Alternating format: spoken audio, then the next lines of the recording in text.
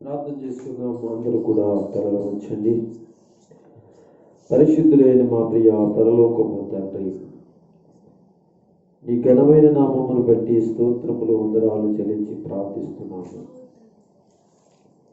మరొక దినమందు నీ పాద సన్నిధికి చేరి నిన్ను ఆరాధించి స్తుతించి పాటల ద్వారా తండ్రి నిన్ను కనపరచలాగున నాకు నీ కృపనిచ్చినందుకు వందనాలు. ఈ సమయంలో నీ ఒక వాక్యము దగ్గరికి వెళుతున్నాము. నీ వాక్యము నుంచి నాతో మీరు మాట్లాడమని, ఇక్కడ చేరి ఉన్న ప్రతి ఒక్కరిని కూడా నీ వాక్యము ద్వారా దర్శించమని, నీ వాక్యమే మా జీవితములకు తండ్రి ఆధారమును, ఆశీర్వాదమును, మార్గమునైనది కనుక తండ్రి మా జీవితాలలో నీ వాక్యమును స్వామి మేము ఇంకను విరుచు ఉండగా ఆ జీవితాలు ఇంకను అభివృద్ధి పరుచుకున్నట్లుగా కృప దయచేయమని, ఆధ్యాత్మికమైన జీవితంలో మాకు మేలు కలిగినట్లుగా వాక్యమును వినిలాగున ఇనుముత్తుని కలుగులాగా నీ అభిషేకమును ఈ బిడ్డలపై మీరు ఉంచమని ప్రార్థిస్తున్నాను. ప్రతి ఒక్కరూ కూడా ఈ అభిషేకమును పొంది నీ వాక్యం వినిచుండగా నీ వాక్యము ద్వారా నీ బిడ్డలైన వారితో మాట్లాడమని, నేను ఈ సమయమందు నీ మాటలను తండ్రి ప్రభువా నీ వాక్యమును అందించుచుండగా నన్ను కూడా మీరు మరుగుపరచమని, నన్ను వాడుకోమని, ఈ వాక్యము అందరికీ రక్షణార్థముగా మారు మనసు కలిగించులాగున ప్రభువా నీ సేవలో నీ పరిచర్యలో తండ్రి ఈ వాక్యము ద్వారా బిడ్డలు ప్రభువా అభివృద్ధి పొందినట్లుగా బలపరచమని, ప్రభువా ఈ యొక్క పరిచర్యను బిడ్డలు ఈ సన్నిధిని సాగులాగున ఈ వాక్యము వారి యొక్క మనస్సుల్లో మీరు ఎత్తి బలపరచమని యేసు ప్రభు వారి యొక్క ఘనమైన నామమున అడిగి ప్రార్థిస్తున్నాను మా ప్రభు తండ్రి, ఆమేన్. దయచేసి అందరూ కూడా కూర్చున్నాం. ఈరోజు మరొక దినమందు ఆయన యొక్క పాదాల దగ్గరికి చేరి మనందరం కూడా ఇలాగున దేవుని స్తుతించులాగున ఆరాధించులాగున ఆయన సన్నిధి చేయున్నారు. ఇంతవరకు పాటలు ఆరాధించడానికి ఆరాధన అన్ని విషయాల్లో దేవుడు సహాయం చేసి ఉన్నారు. దేవుని వాక్యంలో వెళదాం. దేవుని బిడ్డలారా, మరి ఈరోజు మరొక చక్కటి వర్తమానాన్ని దేవుడు మనకిచ్చేలాగున మనం అందరము వాక్యము చేత మరి నడిపించబడినట్లుగా దేవుడు మనము తన వాక్యం ఇచ్చి బలపరచులాగున అందరూ మీ మనసులను దేవుని సన్నిధిని మీరు ఉంచమని ప్రార్థిస్తున్నాను. మరి దేవుని యొక్క సన్నిధిలో గత దినాలలో మనము చదువుకున్నట్టు లేక చెప్పుకున్నట్టు వాక్య భాగములను మనం జ్ఞాపకం చేసుకుందాం. క్రైస్తవ జీవితం యొక్క ప్రాముఖ్యత, క్రైస్తవ జీవితం యొక్క నడబడి అనేటువంటి విషయాలను మనము నేర్చుకోవడం జరిగింది. కనుక క్రైస్తవ జీవితం యొక్క నడబడి అనేటువంటి మొదటి భాగాన్ని గతించినట్టు రోజులలో దినాలలో మరి మనం నేర్చుకున్నాం.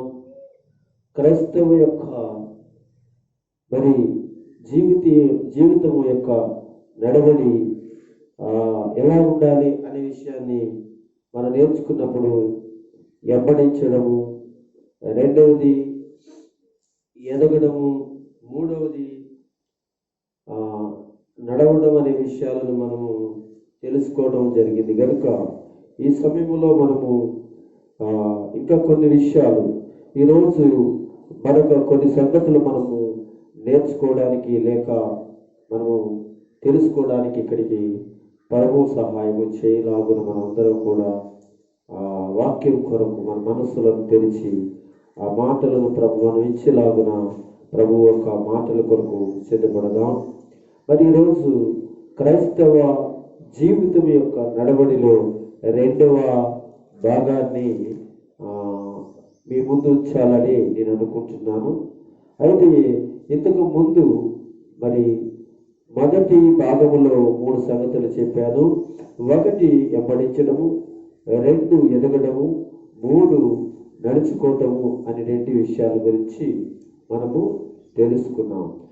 అయితే ఈ 2వ భాగములో మరికొన్ని విషయాలు ఈరోజు మనం తెలుసుకోబోతున్నాం. ఈ 2వ భాగములో మనం తెలుసుకోవాల్సిన విషయాలు ఏంటంటే, క్రైస్తవ యొక్క జీవితంలో నడుచుకోవాల్సింది ఏంటంటే పని జరిగించడం. దేవుని సంఘములో సంఘ బిడ్డలైన వారు, సహోదరులైన వారు మరి క్రైస్తవులుగాను, క్రైస్తవ బిడ్డలుగాను, లేక దేవుని పిల్లలుగాను తీర్చిదిద్దబడిన తర్వాత వారు ఎలాగ నడుచుకోవాలి అనే విషయాలు మనం మాట్లాడుకుంటూ ఈ 2వ భాగంలో మనము లేక పని జరిగించాలి అనే విషయాన్ని, ఏం పని జరిగించాలి, క్రైస్తవులైన మనము ఎలాంటి పని జరిగించాలి, సంఘములో ఎలా మరి సంఘములో మనం ఏ విధంగా క్రైస్తవులైన మనము నడుచుకోవలసిన విధానాలు, పరిస్థితులు బైబిల్ నిండా దేవుడు మనకి రాయించాడు. పని జరిగించాలి అనే మాట నేను చెప్పినప్పుడు, అయితే క్రైస్తవ సంఘములో క్రైస్తవ పిల్లలైన వారు లేక పరిచర్యలో వారు జరిగించవలసిన పనులు కొన్ని ఉన్నాయి. అవి మనము జరిగించాలి, అవి మనము చేయాలి. వాటిని గురించి కొన్ని విషయాలు బైబిల్లో మనము ధ్యానం చేద్దాం. రోమీయులకు రాసిన పత్రిక 12వ అధ్యాయము, రోమీయులకు రాసిన పత్రిక 12వ అధ్యాయము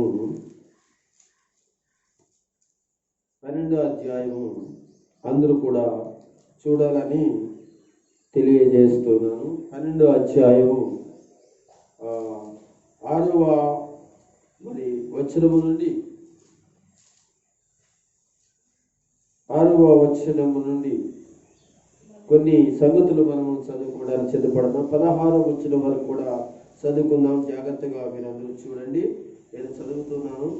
దయచేసి రోమీయులకు రాసిన పత్రిక 12వ అధ్యాయము 6వ వచనం చదువుతున్నాను. జ్ఞాపకం ఈ యొక్క మాటలన్నీ కూడా మీరు వినాలని తెలియజేస్తున్నాను.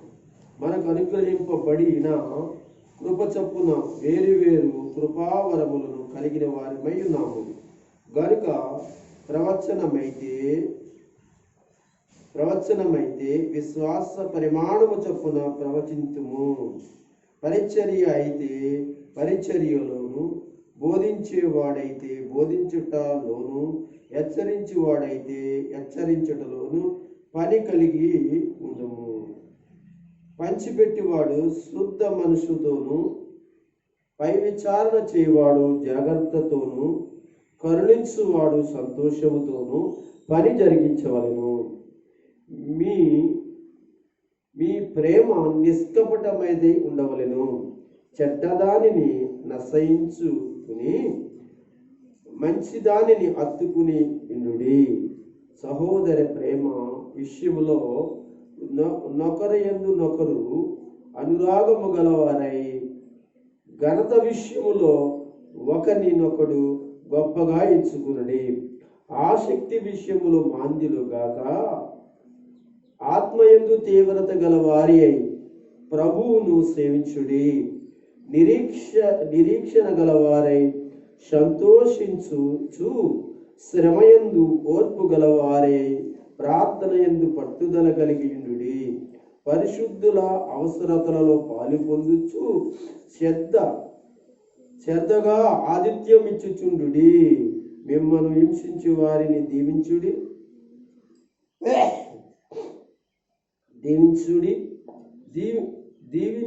కానీ శపించవద్దు.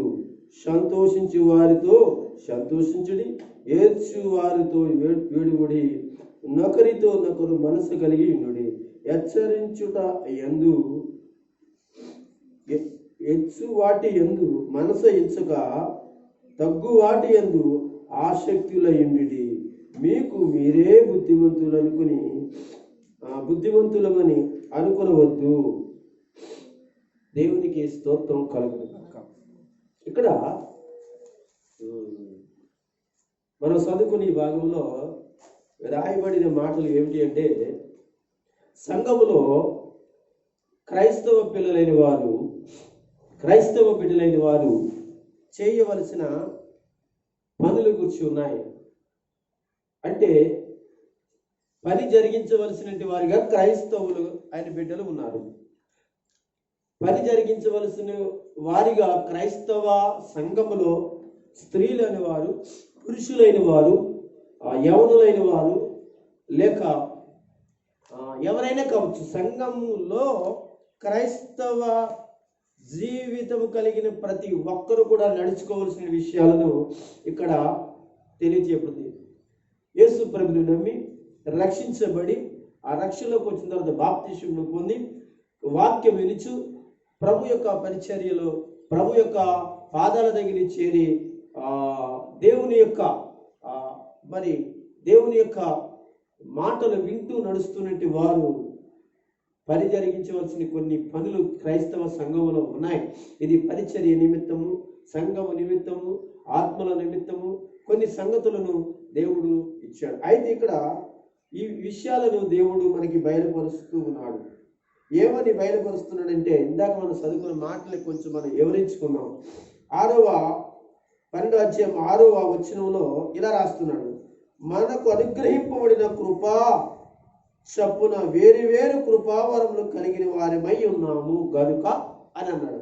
మీరు గమనించండి, దేవుడు తన సంఘమును లేక తన సంఘములో ఉన్నటి ప్రభు పిల్లలని క్రైస్తవ బిడ్డలకు దేవుడు అనుగ్రహించిన కృపావరములను గురించి తెలియజేస్తాడు. కొన్ని వరములు ఇచ్చాడటండి. ఒక్కొక్కరికి ఒక్కొక్క వరం ఇస్తాడు. ఒక్కొక్క వరం ఇచ్చి తన పరిచర్యను కొనసాగించుకోవడానికి సంఘానికి కొన్ని బాధ్యతలను అప్పగిస్తాడు. ఆ విషయాలను అపోస్తలుడైన పౌలు రోమీయులకు రాసిన ఈ పత్రికలో రాస్తూ ఆయన ఆ సంఘానికి చెప్తున్నాడు. అది ఎక్కడున్న సంఘమైనా కానీ క్రైస్తవ సంఘం, భూమి మీద ఉన్నటువంటి ప్రతి క్రైస్తవ సంఘ విశ్వాసులైన వారికి చెప్తున్నటువంటి విషయం ఇది. కనుక మనకు అనుగ్రహింపబడిన అని ప్రారంభించి మనకు అనుగ్రహింపబడిన కృప చప్పున వేరు కృపావరములు అంటే ఏంటి? వేరు కృపావరములు సంఘములో అంటే కొన్ని వరాలు ఇచ్చాడు. కొన్ని పనులు చేయమని దేవుడు కొన్ని వరాలు ఇచ్చాడు. ఆ వరాలను గురించి ఆయన మాట్లాడుతూ ఏమని రాస్తున్నాడంటే, గనుక అని ప్రారంభించి ప్రవచనమైతే విశ్వాస పరిమాణము చొప్పున ప్రవచింతుము. సంఘములో సంఘ అభివృద్ధి కొరకు, ఆత్మల రక్షణ కొరకు దేవుడు అనుగ్రహించిన కృపావరములు సంఘములో స్త్రీలైన వారికి, పురుషులైన వారికి, యవనస్తులైన వారికి కొన్ని వరములు ఇచ్చాడు. ఇక్కడ ప్రవచన వరముల గురించి ఆయన మాట్లాడతాడు. ప్రవచన వరం అయితే దాని యొక్క పరిమాణమును బట్టి ఏం చేయాలంటే ప్రవచించాలి అనే విషయాన్ని చెప్తున్నాడు. ఈ యొక్క వరము లేక ఈ పని ఎక్కడ ఇవ్వబడింది అంటే బయట ఇవ్వబడలే, బయట కాదు, సంఘములోనే సంఘ క్షేమాభివృద్ధి కొరకై, సంఘ అభివృద్ధి కొరకై ఇది ఇచ్చినట్లుగా తెలియజేస్తున్నాడు. ఈ పని ఎక్కడ చేయాలి అనగా సంఘములో జరగాలి. ఈ పని సంఘములో జరగాలి. ఇది ప్రవచించే వరము అనే విషయాన్ని ప్రస్తావిస్తూ, పరిచర్య అయితే పరిచర్యలోను, పరిచర్య అంటే మీకు తెలుసు, చెప్పనక్కర్లేదు. అనగా ఈ సమయంలో పరిచర్య అంటే ఏదైనా మీటింగ్స్ జరిగినాయి అనుకోండి, అక్కడ జరిగించేటువంటి పనులు ఏమి ఉంటాయో అవి. ఇంకా చెప్పాలి అంటే చాపలేయడం, అలాగే చర్చ్ శుభ్రం చేయడం, కొంతమందిని ప్రభు దగ్గర నడిపించడం. అంటే ఇక్కడ పరిచర్యావరము సంఘంలో చాలా మందికి దేవుడు ఇస్తాడు. పరిచర్య అందరూ దేవుడు అనుగ్రహించే వరములో చాలా శ్రేష్టమైన వరము పరిచర్య. సహోదరులకు పరిచర్య, సంఘమునికి పరిచర్య, మీటింగ్లకు పరిచర్య, ఆయా కూటాలలో పరిచర్య అనేది చాలా ముఖ్యమైనదిగా బైబిల్లో మనకు చెప్తూ ఉంది. మైకులు పెట్టడము పరిచర్య, డ్రమ్స్ కొట్టడము పరిచర్య, పాటలు పాడటం పరిచర్య, ప్రార్థన చేయడం పరిచర్య, ఆరాధించడము పరిచర్య. ఇలాంటివన్నీ కూడా ఎక్కడ ఇవ్వబడింది అంటే సంఘములో, సంఘ బిడ్డలలో ఇవ్వబడింది. కనుక ఈ యొక్క క్రైస్తవ బిడ్డలైన వారు ఎవరైతే సంఘములో ఉంటున్నారో, సంఘములో నడుస్తున్నారో, క్రైస్తవ యొక్క జీవితం మరి ఎలా నడుచుకోవాలి అంటే ప్రవచనము అనేది ఒకటి ఉంది. ఆ ప్రవచించడానికి దేవుని ఆత్మను పొందుకోవాలి.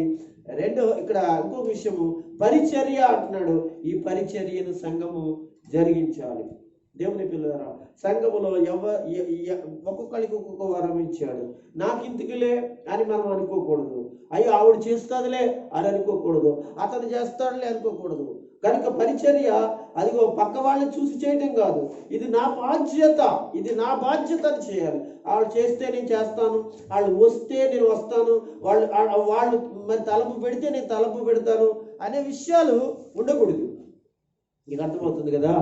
కనుక ఈ సమయంలో చాలా మంది అనుకుంటారంటే పరిచర్య విషయంలో చాలా చిన్న చూపుగా ఉంటారు. అయ్యో మనం తుడవడం ఏంటి, మనం కడగడం ఏంటి, మనం దులపడం ఏంటి, మనం చేయడం ఏంటి అని అనుకుంటారు. కానీ మనం గమనించాలి, ఎంతోమంది భక్తులు, పెద్ద పెద్ద ఆఫీసర్లు అయిన వారు, గవర్నమెంట్ ఉద్యోగాలు చేసేవాళ్ళు, ఇతర గొప్ప పేర్లు కలిగిన వారు ఎంతో మంది ఉన్నారు. వాళ్ళందరూ కూడా ఎన్నో పరిచయాలు. కొంతమంది కొన్ని చర్చిల్లో కూడా బయట చెప్పుల దగ్గర కాపలా ఉంటారు. కొంతమంది చెప్పులు తీసి పెడుతూ ఉంటారు, సైకిళ్ళు తీసి, మోటార్ సైకిళ్ళు తీసి పెడుతూ ఉంటుంటారు. వాళ్ళు ఎవరంటే గొప్ప ఉద్యోగం కలిగిన వారు, సంఘంలోనే ఉంటారు. కనుక కొంతమంది ఏం చేస్తారంటే ఏదైనా మీటింగ్స్ జరిగినా ఏం చేసినా వాళ్ళకి ఏం చేస్తారంటే వాళ్ళకి ఏం కావాలో కూడా పరిచర్య చేస్తూ ఉంటారు. అయ్యో నా ఉద్యోగం ఎంత, నేనెంత, నేను ఉన్నవాడిని, ఇలాంటి వాడిని కనుక నేను ఇందుకు చేయాలి అనేది ఉండదు. ఎందుకో తెలుసంటే ఇది దేవుని పని కనుక, ఇది దేవుని యొక్క పనిలో ఒక భాగం కనుక వాళ్ళు ఏం చేస్తున్నారంటే ఆ యొక్క పరిచర్యలో ఉంటారు. కనుక ఈ రోజున కూడి ఉన్నట్టు మనము కూడా, కూడి ఉన్నట్టు మీరందరూ కూడా ఏం చేయాలంటే పరిచర్య విషయంలో ఆసక్తి కలిగిన వారిగా మీరు ఉండాలని తెలియజేస్తున్నాను. అప్పుడే నీ జీవితంలో, సంఘములో నీవు అనగా క్రీస్తు యొక్క శరీరములో ఒక భాగముగా, ఒక మరి వ్యక్తిగా నువ్వు ఏం చేయబడుతున్నావు అంటే ఆ దేవుని పని చేయడానికి సిద్ధపడుతున్నాం. కనుక పరిచర్య విషయంలో అయితే వెనక్కి వెళ్ళకూడదు. పరిచర్య విషయంలో మరి వెనక్కి మనం లాక్కూడదు. మనం చాలా జాగ్రత్తగా పరిచర్య అంటే ఆసక్తి కలిగి ఉండాలి, ఉత్సాహం కలిగి ఉండాలి, భయం కలిగి ఉండాలి. మనం నిర్లక్ష్యంగా కూడా చేయకూడదు పరిచర్య. కొంతమంది నిర్లక్ష్యంగా పరిచర్య చేస్తూ ఉంటారు. అయ్యో మనకిందుకు లేని నిర్లక్ష్యంగా ఉంటూ ఉంటారు. కొంతమంది చేస్తూ ఉంటే పక్కన కూర్చుంటారు, పక్కన ఏదో చేస్తూ ఉంటారు. ఆ విధంగా ఉండకూడదు. ఇక్కడ అంటున్నాడు, సంఘములో దేవుని పిల్లలరా, క్రైస్తవ యొక్క జీవితం యొక్క నడవడిలో ఇక్కడ పని జరగాలి అంటే, పని జరిగించాలంటే ఇది క్రైస్తవుని మీద, క్రైస్తవ యొక్క నడవడిలో జరుగుతుంది ప్రాముఖ్యమైనది. అంతేకాకుండా ఇక్కడ ఏమంటాడంటే, ఇక్కడ బోధించేవాడైతే బోధించటంలోను, బోధించడం అంటే అనమాట ఎవరికైనా ఏదైనా పని చెప్పేటప్పుడు, లేకపోతే కొన్ని విషయాలు మాట్లాడుతున్నప్పుడు, పని కల్పించినప్పుడు, ఏదైనా విషయాలు రాలేనప్పుడు వాళ్ళకి బోధించటంలో, వాళ్ళకి చెప్పాలి. సంఘంలో రానిటి వారిని కానీ, వెనకబడుతున్న వారిని కానీ బోధించుటయందు ఇది దేవుని సన్నిధికి రావాలని, దేవుని సన్నిధిలో మనం ఉండాలని, దేవుని పిల్లలమని, మనం దేవుని సన్నిధిలో ఆత్మీయంగా పడిపోతున్నామని, ఆత్మీయంగా మనం నడవాలని నీకు దేవుని యొక్క మాటలు తెలుసుంటే వారిని ఏం చేసుకోవాలో తెలుసంటే ఆ మాటల చేత వాళ్ళకి బోధించి బలపరిచి దేవుని యొక్క సన్నిధిలోనికి నడిపించాలి. ఎవరిది బాధ్యత అంటే క్రైస్తవ జీవితంలో నీకు ముఖ్యమైనది నువ్వు నడవలసింది, లేకపోతే నువ్వు చెప్పవలసిన విషయంలో ఇక్కడ ప్రాముఖ్యంగా అనేక సంగతులను నువ్వు బోధించి వాడిని బలపరచాలి. ఇంకా చెప్తాడు, హెచ్చరించువాడైతే హెచ్చరించుటవాడు. ఒకవేళ పాపంలో పడిపోతే, దేవునికి దూరం అయిపోతే, దేవుని కార్యక్రమాల్లో నిర్లక్ష్యంగా ఉంటే, దేవుని యొక్క ప్రార్థనలో పడిపోతుంటే, ఆరాధనలో పడిపోతుంటే, ప్రార్థనలో పడిపోతుంటే, వాక్యంలో పడిపోతుంటే వాళ్ళు హెచ్చరించవచ్చు. ఇది ఎవరిది అంటే సంఘానిది, సంఘ బిడ్డలది. కనుక క్రైస్తవ జీవితం యొక్క నడవడిలో చాలా ప్రాముఖ్యంగా నువ్వు తీసుకోవాల్సిన విషయాలను ఇక్కడ పౌలు గారు నీకు బోధిస్తూ ఉన్నట్లుగా మనం చూస్తాం. పంచిపెట్టి వాడైతే శుద్ధ మనసుతో ఏం చేయాలి? పంచాలి. ఏమైనా పంచిపెట్టడం అంటే పలహారాలు, భోజనాలు వగేరే ఇంకేమైనా పంచిపెట్టడం శుద్ధ మనసు. పక్క వాళ్ళు ఒకలాగా, ఇంకొకలాగా. చాలా మంది ఏం చేస్తుంటారంటే ఒక్కొక్కరికి ఒక్కొక్క రకంగా పంచి పెడుతూ ఉంటారు. ఇది మంచి నడవడి కాదు క్రైస్తవ జీవితంలో. శుద్ధ మనస్సుతో అంటే పక్క వాళ్ళకి ఎలాగ పంచుతావో మరి నీ పక్క వాడికి కూడా అలాగే పంచాలి. పంచడంలో తారతమ్యాలు ఉండకూడదు, అనగా పెట్టడంలో తారతమ్యాలు ఉండదు. శుద్ధ మనసుతో అంటే అందరికే మరి దృష్టితో నీ మనసును పెట్టి వాళ్ళకి పంచటము మరి కార్యక్రమాలను లో చేయటము చాలా ముఖ్యమైనదని, నీ నడవడికి అది చాలా ముఖ్యమైనది. అంటే పరిచర్య చేసేవాళ్ళు గమనించండి, సంఘాల్లో భోజనాలు పెట్టి, పలహారాలు పెట్టి, ఇంకోటి పెట్టి ఏదో చేస్తూ ఉంటారు. వీళ్ళు ముఖ్యంగా అనగా పంచిపెట్టేవాళ్ళు ఉంటారు సరే, పరిచర్య చేసి పంచిపెట్టేవాళ్ళు, ఇలాంటి చేసేవాళ్ళు వీళ్ళు చాలా జాగ్రత్తగా మెసులుకోవాలి. మెసులుకోకపోతే సంఘంలో చాలా చెడ్డ పేరు వస్తుంది, సహోదరులు చెడ్డ పేరు వస్తుంది, బయట కూడా చెడ్డ పేరు వస్తుంది. మన ఇష్టానుసారంగా మనకు అప్పగించిన బాధ్యత ప్రకారంగా తేడా లేకుండా చేసుకోవాలి.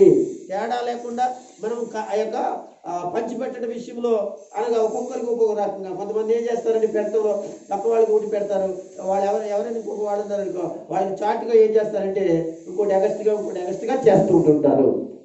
ఇది చాలా సంఘాల్లో జరుగుతుంటుంది. వాళ్ళు అడిగినప్పటికీ కూడా అక్కడ ఉన్న వాళ్ళకి మాత్రమే పంచడమే నువ్వు శుద్ధ మనసుతో చేస్తావు కనుక ఇది చూసిన వాళ్ళకి వాళ్ళు ఏమనుకుంటారంటే నువ్వు చేసింది మంచే అవ్వచ్చు, కానీ చూసిన వాళ్ళకి ఎలా ఉంటుందంటే నీవు ఒక్కొక్కరికి ఒక రకంగా, ఒక్కొక్కరికి ఒక విధంగా నువ్వు చేస్తున్నావని చెప్పేసి వాళ్ళు నీ మీద చెడ్డ అభిప్రాయం తీసుకొస్తారు.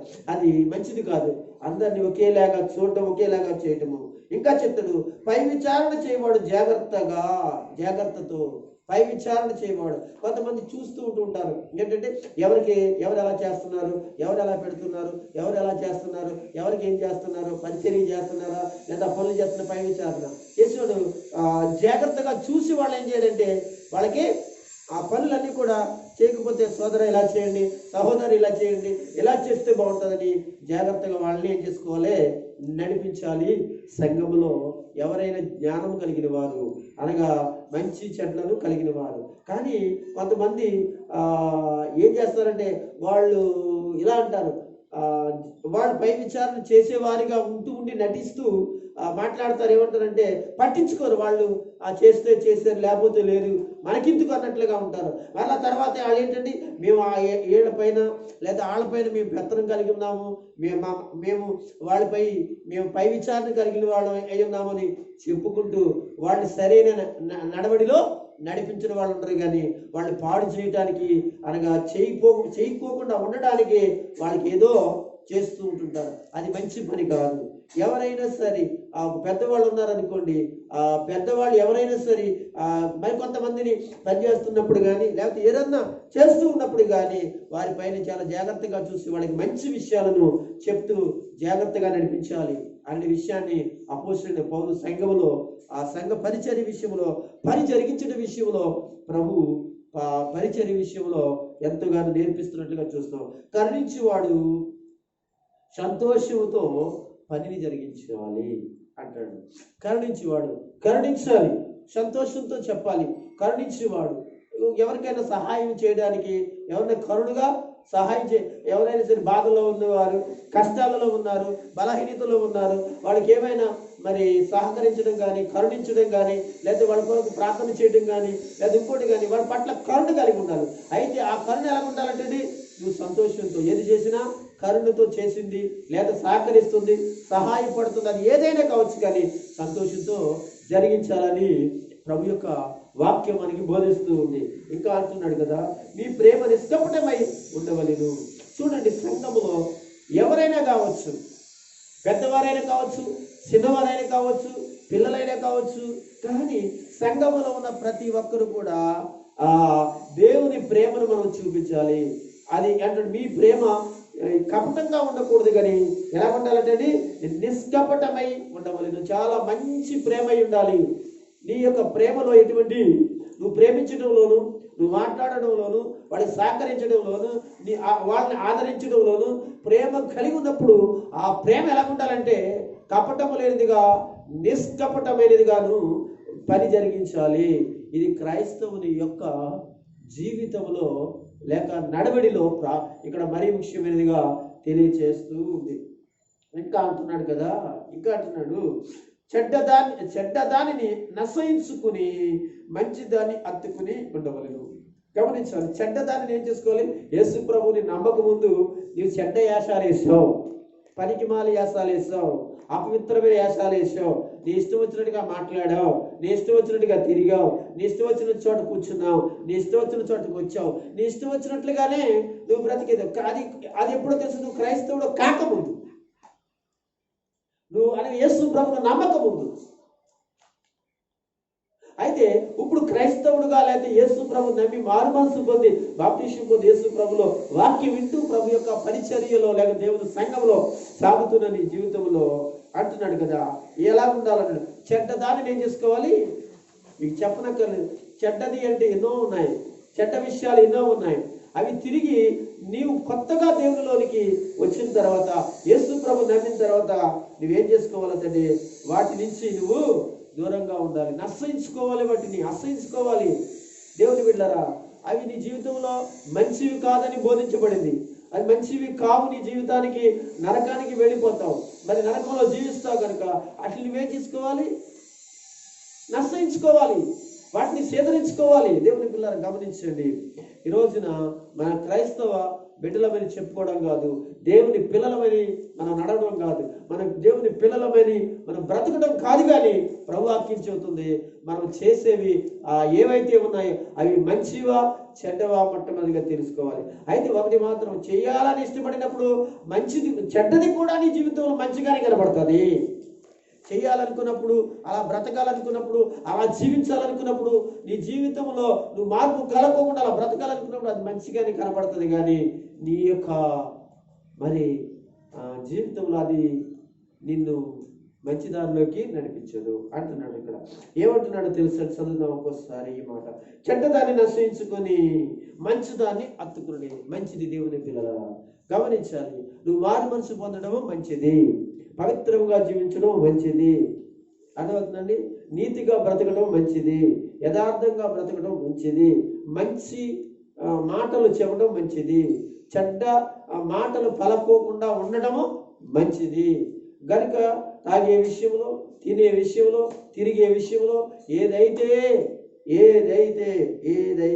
ఆలోచించండి, మంచిదై ఉంటుందో దాన్ని అత్తుకోవడం వలన నీవు అనగా ప్రభువులో నిలబడగలుగుతావు ఇక్కడ అంటున్నాడు. కనుక చెప్పే మాట మనం గమనించి, చెడ్డదాన్ని ఆశ్రయించి మంచిదాన్ని అత్తుకోండి. నువ్వు మంచిదాన్ని అత్తుకోవాలి అంటే దేవుని వాక్యము వినాలి. మంచిదాన్ని అత్తుకోవాలి అని అంటే అనగా దేవుని సేవకులతో అనగా సహవాసం చేయాలి, సంఘ బిడ్డలతో సహవాసం చేయాలి, ప్రార్థనలో సహవాసం చేయాలి, ఆరాధనలో సహవాసం చేయాలి.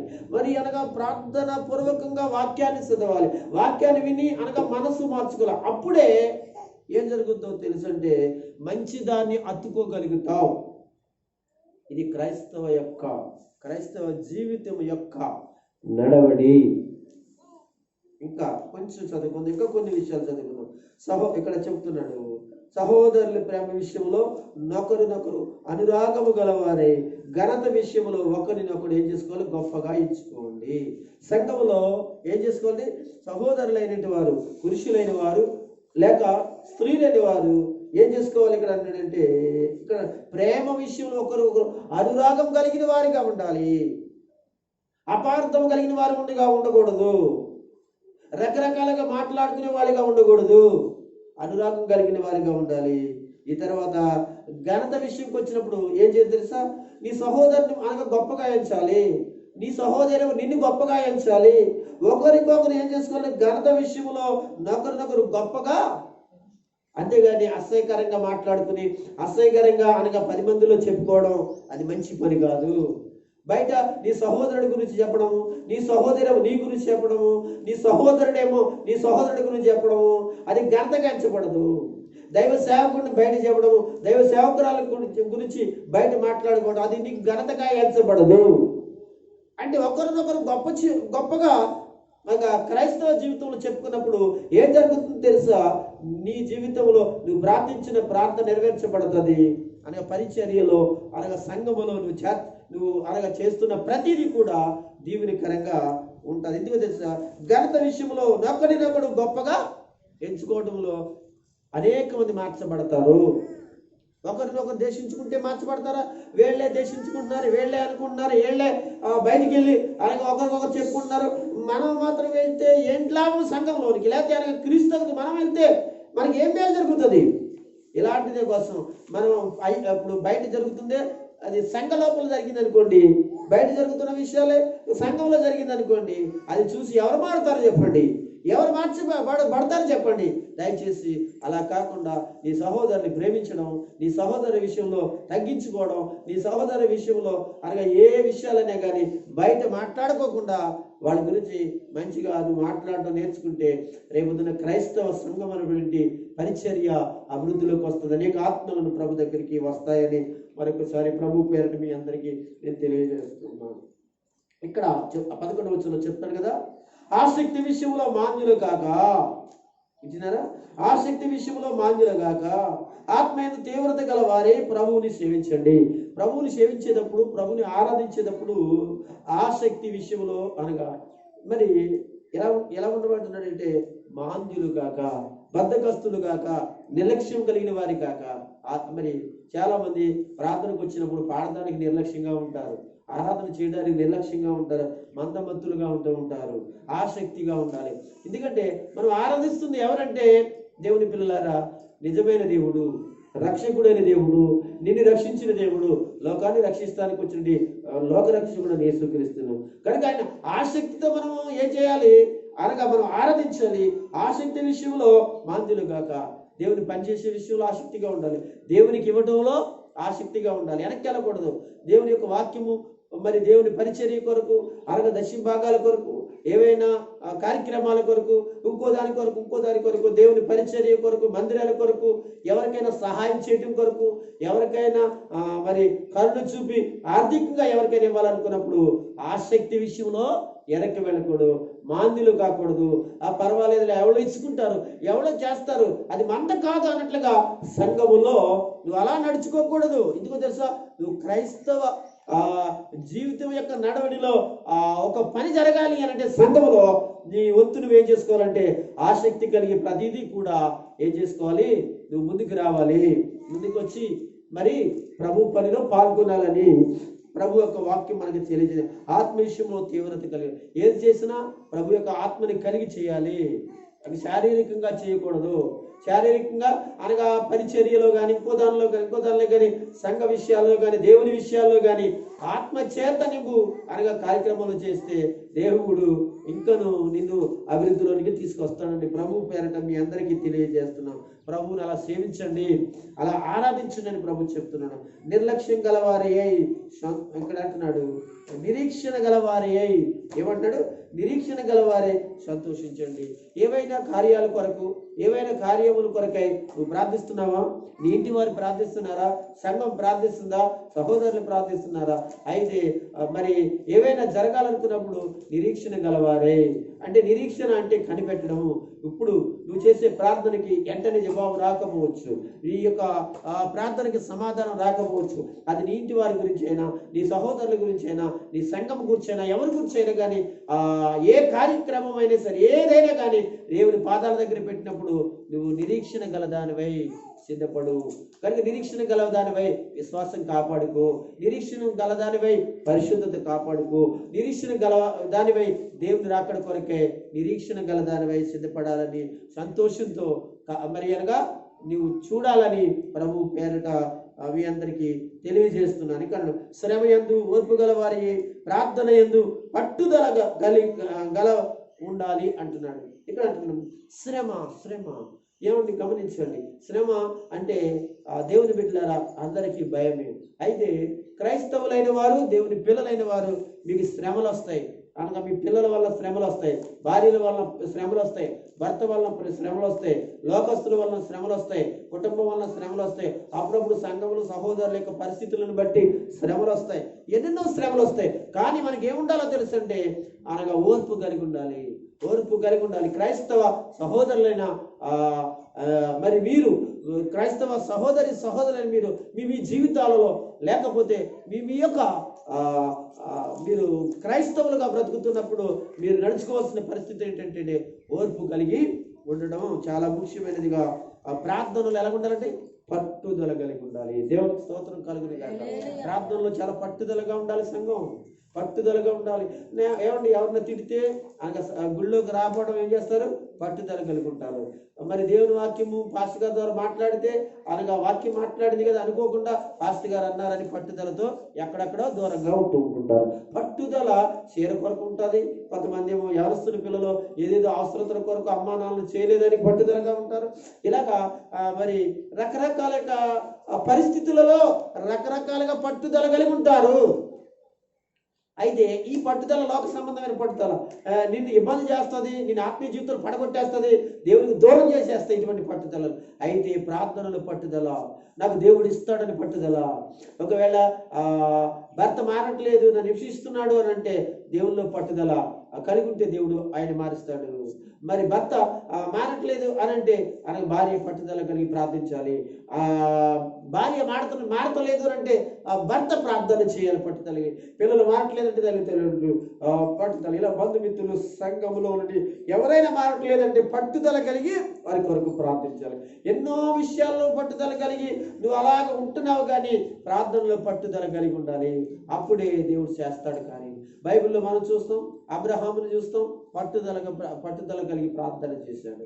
ఇలా ఎంతో మంది బిడ్డలు ప్రార్థన చేశారు. అపోస్తుల కార్యములో అనగా ఆ 12వ అధ్యాయంలో సంఘం పట్టుదల కలిగి ప్రార్థన చేసింది, ఆసక్తి కలిగి ప్రార్థన చేసింది.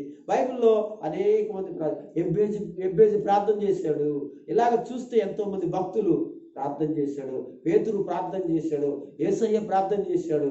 మనం ఇవన్నీ చూసినప్పుడు, మనం పట్టుదల గల ప్రార్థన చేస్తున్నప్పుడు జరగలేని కార్యాలు కూడా జరుగుతాయి అనే విషయాన్ని మీకు జ్ఞాపకం చేస్తూ ముందుకు వెళుతూ ఉన్నాను. అంతేకాకుండా ఇంకా అంటున్నాడు, పరిశుద్ధుల అవసరతలను పాలు పొందుచు శ్రద్ధగా ఆధిక్యం ఇవ్వండి. ఇంకా సంఘము అనబడిన క్రైస్తవ బిడ్డలు చేయవలసిన పనుల గురించి, నడవలసిన పనుల గురించి ఆయన మాట్లాడతాడు. నడవలసిన విధానాన్ని గురించి మాట్లాడుతూ ఉంటాడు.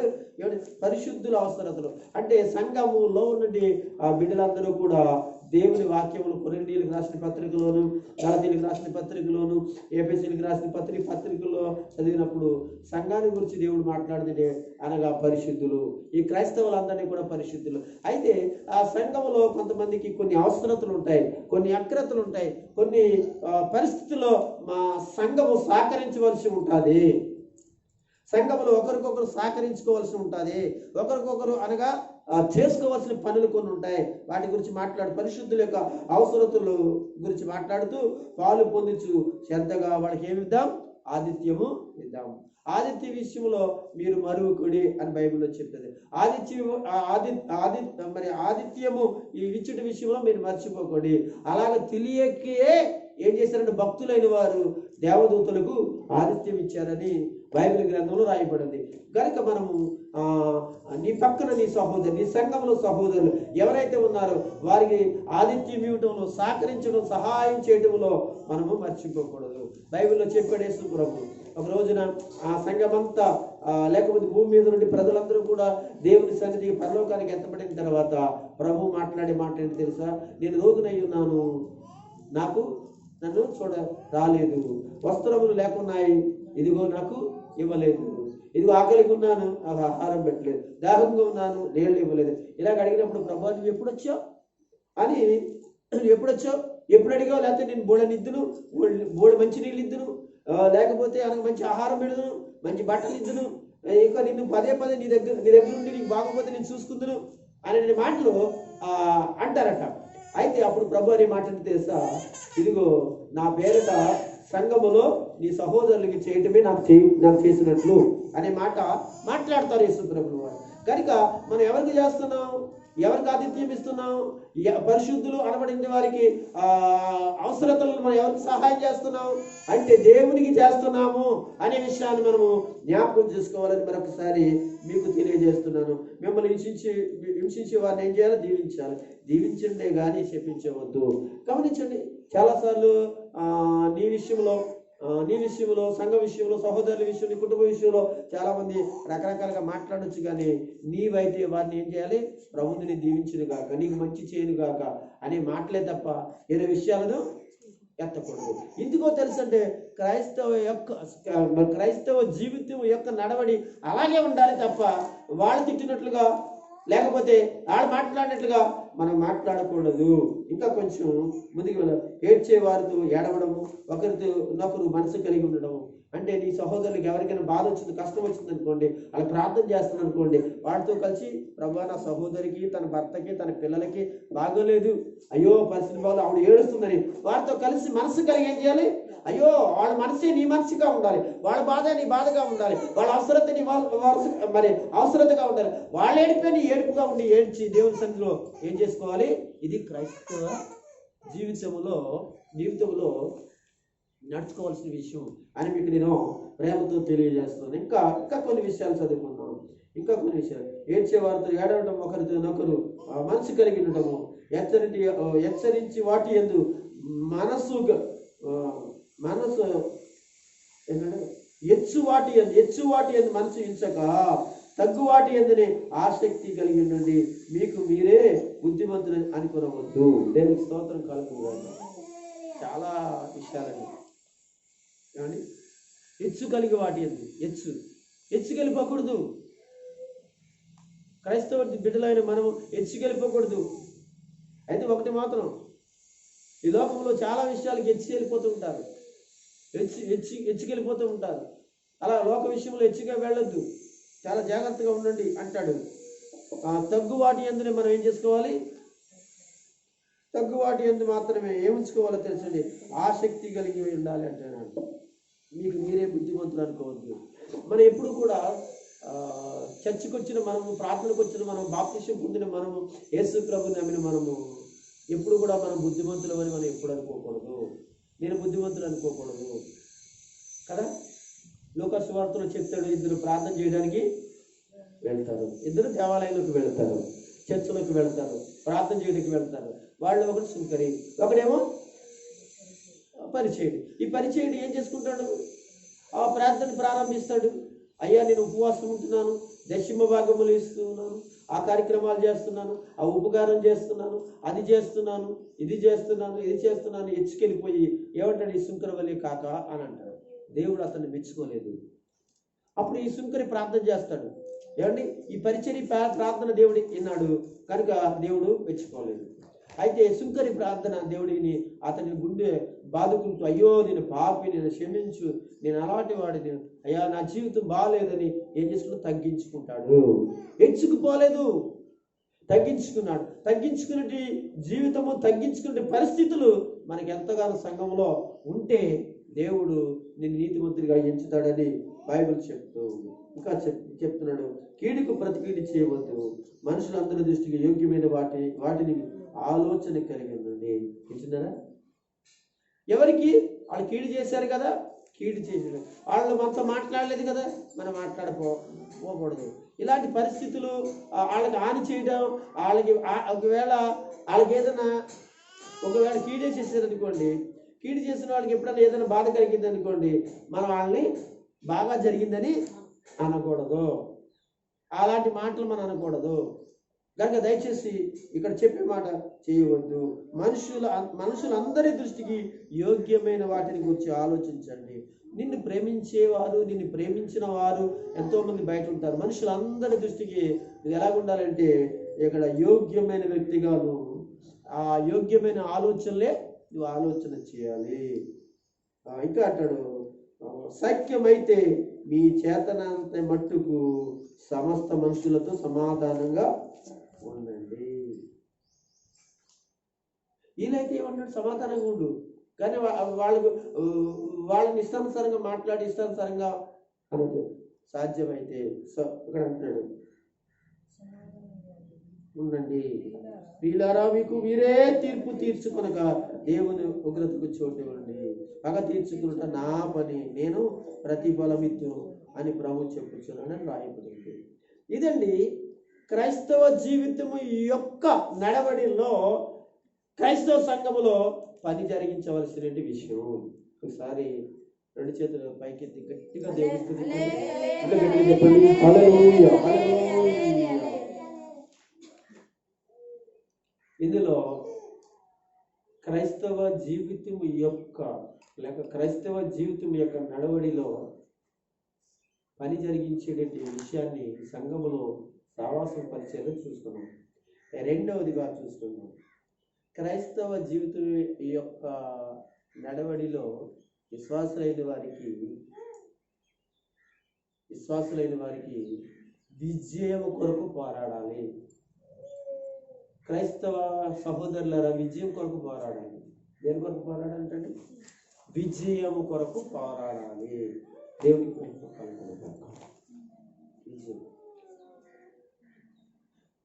క్రైస్తవ బిడ్డలు ప్రతి ఒక్కరు, ప్రార్థన చేసే ప్రతి బిడ్డలు, వాక్యం వినే ప్రతి బిడ్డలు, సంఘానికి వచ్చే ప్రతి బిడ్డలు, మారు మనసు పొందే ప్రతి బిడ్డలు, మారు మనసు పొందని ప్రతి బిడ్డలు, ఇలాగా ఎవరైతే దేవుని యొక్క బిడ్డలమని చెప్పుకుంటూ దైవ సంఘాలలో ప్రవేశించి అనగా నడుస్తున్నట్టు వారి క్రైస్తవ సహోదరులారా, నీ జీవితంలో విజయము కొరకు పోరాడాలి. బైబిల్ చదువుతాం. తిమోతిలకు రాసిన పత్రిక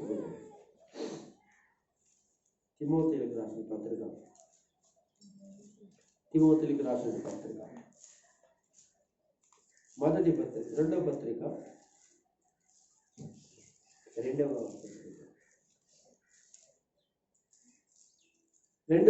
తిమోతిలకు రాసిన రెండవ పత్రిక 2వ అధ్యాయము 5వ వచనాన్ని చదువుదాం.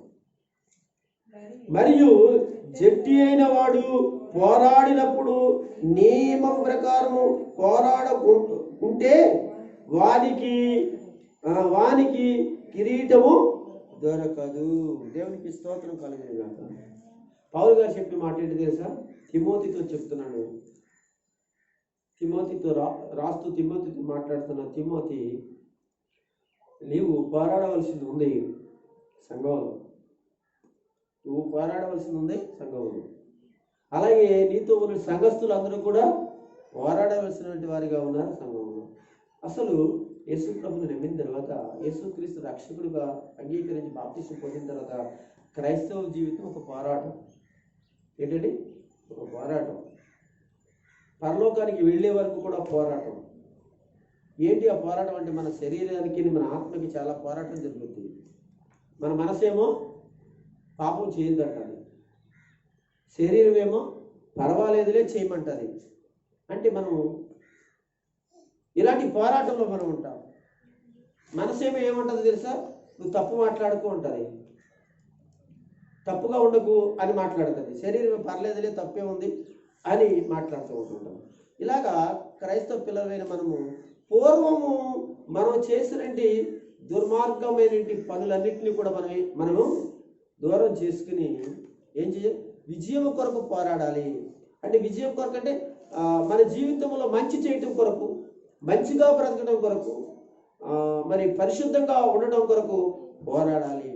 అయితే ఈ పోరాటంలో మనకి తెలియకుండానే సాతాను కూడా మనల్ని ఏం చేస్తుందంటే, మన శరీరం పడిపోయినట్లు, లేకపోతే మన ఆత్మ పడిపోయినట్లు, మనం ప్రభు సన్నిధిలో దూరమైనట్లుగా మన మీద కొన్ని ప్రయోగాలు యుద్ధం చేస్తూ ఉంటాడు, పోరాటం చేస్తూ ఉంటాడు. గనుక సోదరులారా, ఇప్పుడు మనము ఏ పోరాటంలో ఉన్నాము అని అంటే ఆధ్యాత్మికమైన పోరాటంలో ఉన్నాము. ఆధ్యాత్మికమైన పోరాటంలో మనం ఉన్నాం కనుక ఇప్పుడు విజయం కొరకు పోరాడాలి అని అంటే ఆ పోరాటానికి మనకు కావలసినటువంటి ఆధ్యాత్మికమైన అనుభవాలు ఉండాలి, ఆధ్యాత్మికమైన వస్తువులు ఉండాలి, ఆధ్యాత్మికమైన అవసరతలు మనం కోరుకోవాలి. ఎప్పుడైతే ఈ ఆధ్యాత్మికమైన అవసరతలు, ఆధ్యాత్మికమైన పోరాటం కొరకే మనం కొన్ని వస్తువులు మనం సిద్ధపరచుకుంటామో అప్పుడు మనకేం కలుగుతుందంటే విజయం కలుగుతుంది. మన శరీరాన్ని జయించగలుగుతాం, మన ఆత్మను జయించగలుగుతాం, మన చుట్టుపక్కల వాళ్ళు జయించగలుగుతాము, మనకి కనపడిన దురాత్మలను మనం ఏం కలిగి ఉంటామంటే జయించగలిగి ఉంటాము. సంఘము యొక్క లేక క్రైస్తవ జీవితం యొక్క నడవడిలో విజయము కొరకే పోరాడడానికి కొన్ని సంగతులు ఈ రోజు మనం నేర్చుకుందాం. ఎఫెసీయులకు రాసిన పత్రిక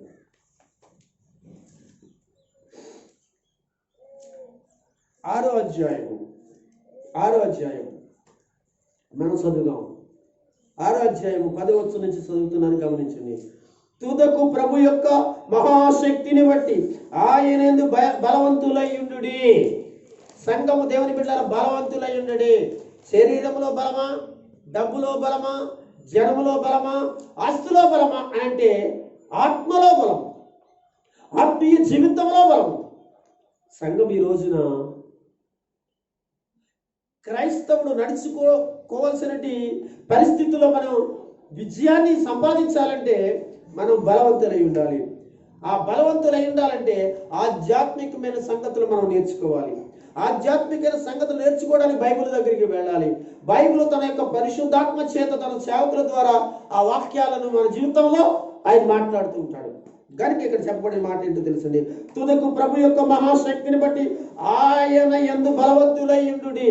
బలవంతులై ఉండడానికి ఏం కావాలి అనగా మన విజయానికి కారణం కావాల్సిన ఏవేమి ఉండాలి అనే విషయాలను ఇక్కడ మాట్లాడుతూ, మీరు అపవాది తంత్రములను ఎదిరించడానికి శక్తివంతులగునట్లు.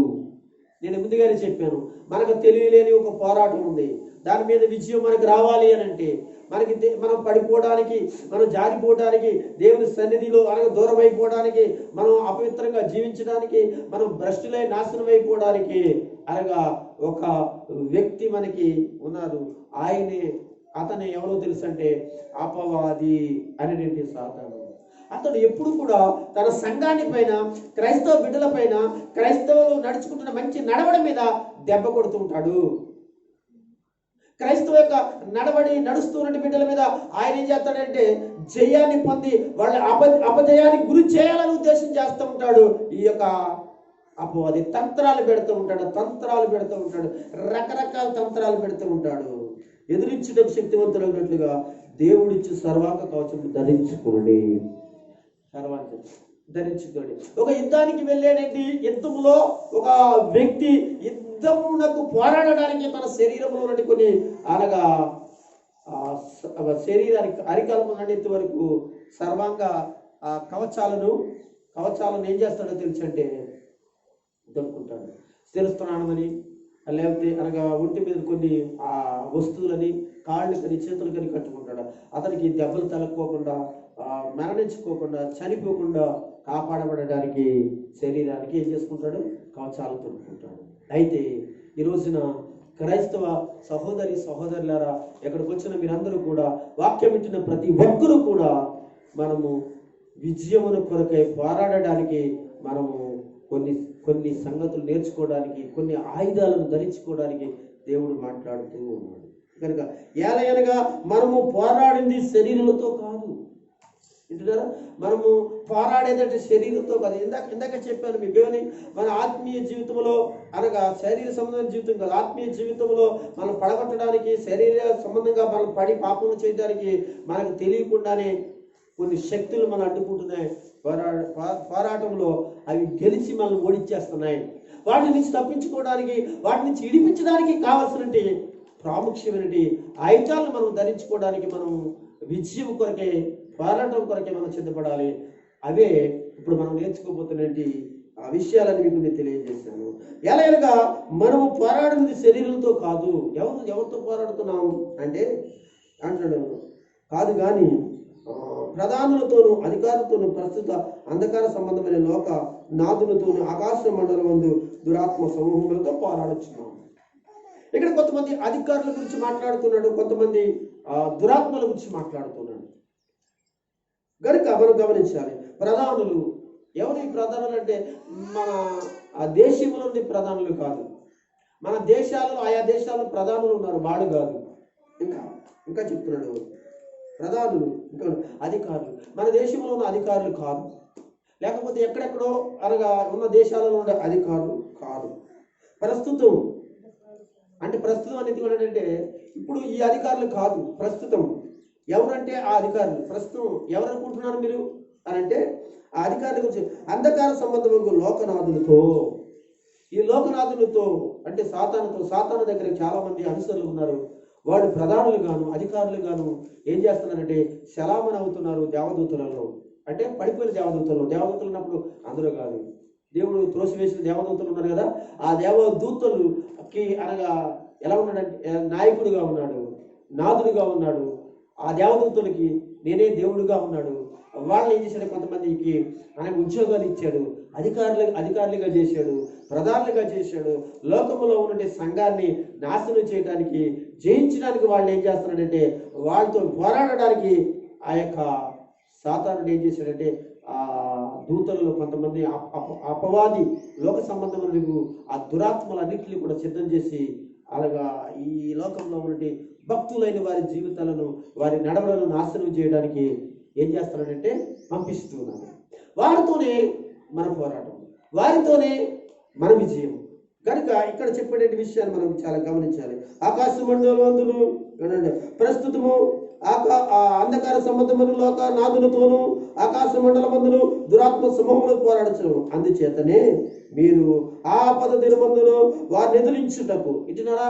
ఆపద దినమందు అంటే, ఆపద దినం అంటే ఎప్పుడైతే నీ మీద పోరాటం జరుగుతూ ఉంటాయో, నిన్ను ప్రార్థనలో పడగొడతాయో, విశ్వాసంలో పడగొడతాయో, నీ కుటుంబంలో నీ పిల్లలను, నీ బిడ్డలను, నీ భర్తను, నీ భార్యలను, నీకున్న వారిని, నీ సంఘంలో వారిని ఎప్పుడైతే అనగా ఎదిరించడానికి, పోరాడడానికి సిద్ధపడతాయో, నీ జీవితంలో కావచ్చు, నీ కుటుంబ జీవితంలో కావచ్చు, నీ సహోదరుల జీవితంలో కావచ్చు, సంఘ జీవితంలో కావచ్చు, ఒక ఆపద దినము. ఆ ఆపద దినం ఏంటో తెలుసు అంటే, దేవుని బిడ్డలారా, నిన్ను విశ్వాసంలో పడగొట్టడమే ఆపద దినం.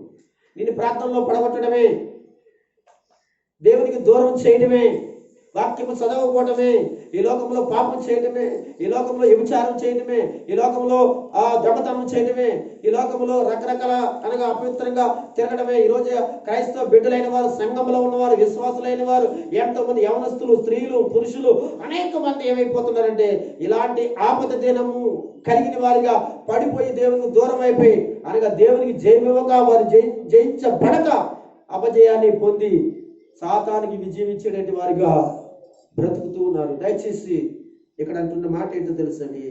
ఇక్కడ అందుచేతనే మీరు ఆపద దినమందు వారిని ఎదిరించుటకు, నా సహోదరులారా, ఇటున్నారా, వాక్యం ఇటునండి దేవుని బిడ్డలారా, ఆపద దినమందు ఎదిరించడం. ఆపద దినం అంటే ఏదో కష్టమని కాదు. నువ్వు పాపంలో పడిపోవటమే ఆపద దినము.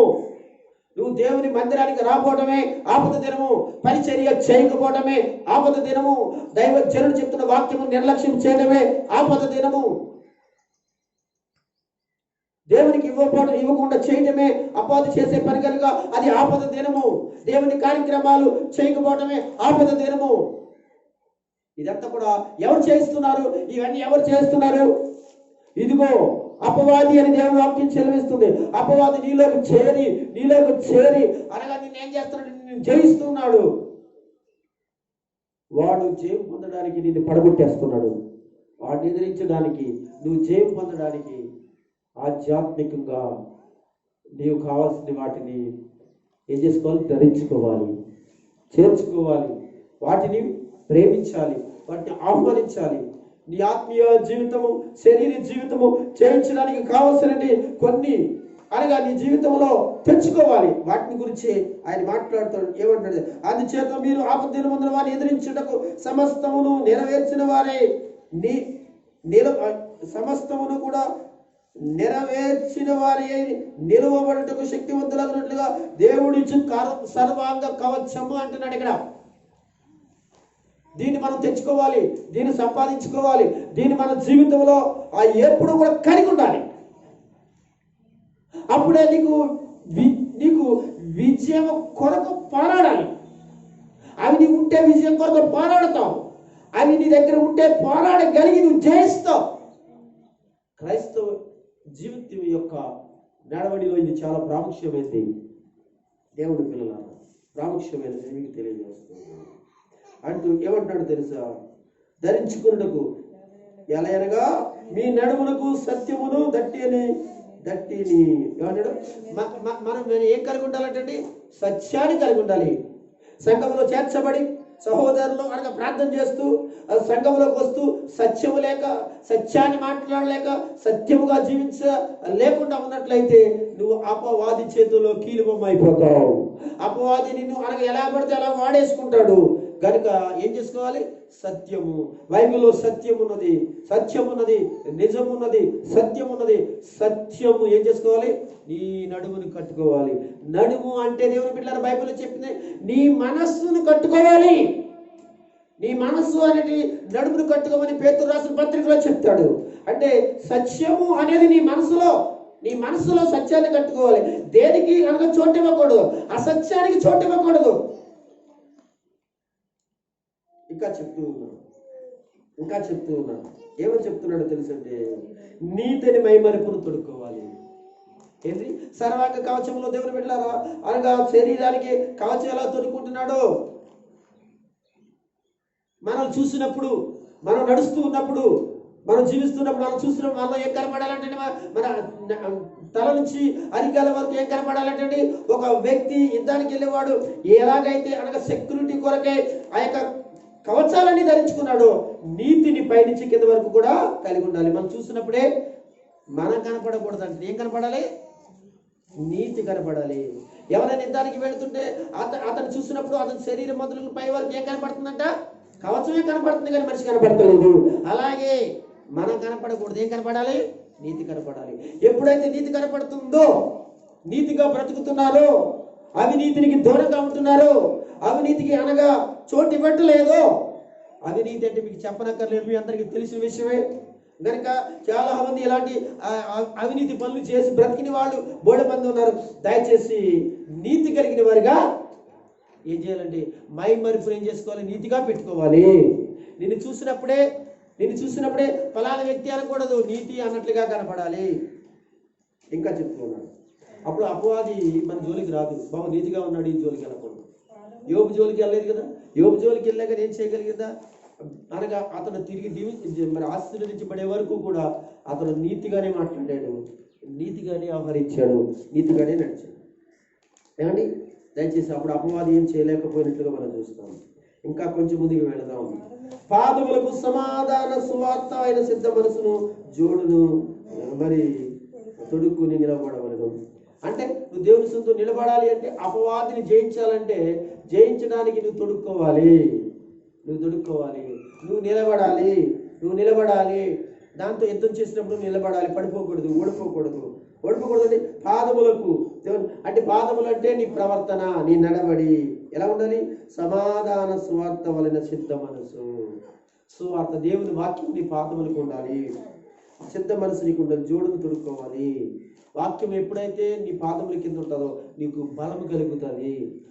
అనగా తోసేస్తున్నట్టు అపవాది యొక్క ఆ తోపుళ్లకు అనగా పడిపోకుండా, జారిపోకుండా నిలబడతావు. గల కారణము సువార్త అనబడిన దేవుని వాక్యం, దేవుని మాటలు నీ జీవితంలో ఉన్నాయి.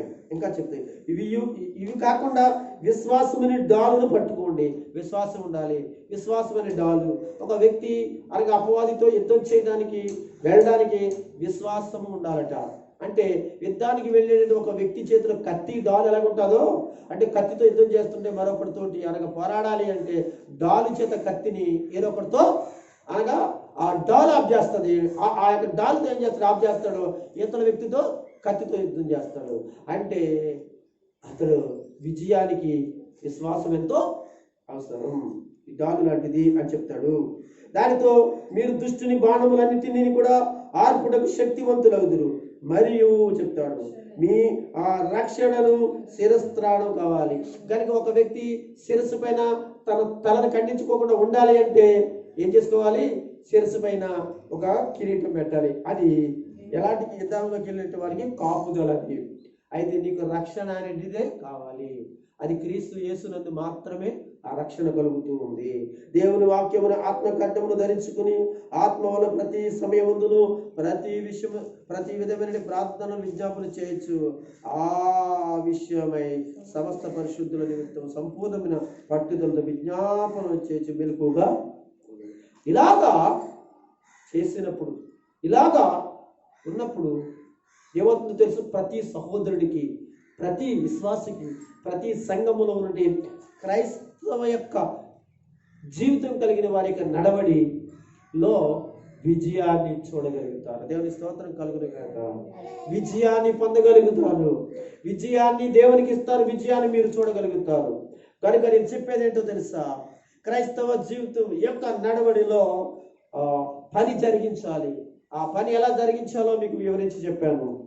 ఏ విధమైన పని అది ఎక్కడ పని, బయట పన అనగా దేవుని సన్నిధిలో దేవుని పని అనే విషయాలను మీకు చాలా విషయాలను మీకు చెప్పడం జరిగింది. అంతేకాకుండా నీ విజయం కొరకై పోరాడాలంటే నీకు ఎలాంటి అవసరతలను నువ్వు కలిగి ఉండాలో విషయాన్ని తెలియజేసింది. అలాగా ఆ వాక్య ప్రకారంగా మీరందరూ జీవించినట్లయితే మరి అంటున్న క్రైస్తవ జీవితం యొక్క నడవడి అందరికీ తెలియబడుతుంది. అనేక మంది ప్రజలు ప్రభు దగ్గరికి వచ్చి రక్షణ పొందుతారు, మారు మనసు పొందుతారు. నీవు ఒక ఆత్మను ప్రభు దగ్గరికి నడిపించిన వ్యక్తిగా నీవు ఉంటావు. అలా ఉండాలని ప్రభు ఈ విషయాలన్నీ ప్రభు తెలియజేస్తున్నాడు కనుక అలా ఉండు. నీ జీవితము, నీ నడవడి మంచిగా సంఘములో కానీ మరి బయట కానీ ఎక్కడే కానీ క్రైస్తవుని కానీ జీవించడానికి బైబిల్ చెప్పినట్లుగానే నడిచి బ్రతికినట్లుగా నీవు ఉండినట్లయితే ప్రభు ఇక్కడను పరలోకమందు నీకు ఎన్నో ఆశీర్వాదాలు ప్రవహిస్తాడు. ఈ మాటలన్నీ కూడా మీ అందరికీ ప్రభు దీవించి ఆశీర్వాదించునుగాక. ఆమేన్. ఆమేన్.